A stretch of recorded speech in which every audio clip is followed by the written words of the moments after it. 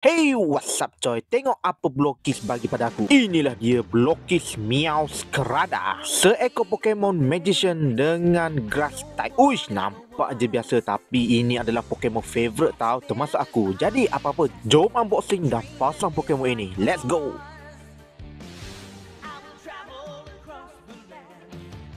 Sini akan ada manual. Dekat manual ni lah ada step by step untuk pasang Meowscarada ni.